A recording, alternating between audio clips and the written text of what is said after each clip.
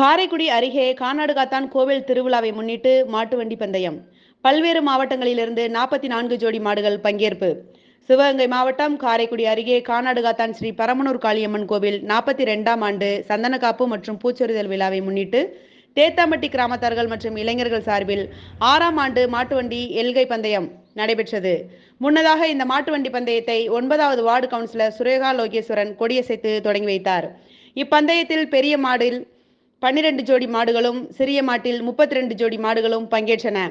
ராமநாதபுரம், சிவகங்கை, புதுக்கோட்டை, மதுரை, தஞ்சாவூர் மாவட்டங்களைச் சேர்ந்த மாட்டு வண்டிகள் பங்கேற்ற நிலையில் சின்ன மாட்டுக்கு 6 மைல் தூரமும், பெரிய மாட்டிற்கு 8 மைல் தூரமும் பந்தய தூரமாக நிர்ணயிக்கப்பட்டிருந்தது. விறுவிறுப்பாக நடைபெற்ற மாட்டு வண்டி பந்தயத்தை சாலையில் இருபுறங்களிலும் நின்று ஏராளமான பொதுமக்கள் கண்டு ரசித்தனர். வெற்றி பெற்ற மாடுகள் உரிமையாளருக்கும் அதன் சாரதிகளுக்கும் ரொக்க பரிசுகள் வழங்கப்பட்டது.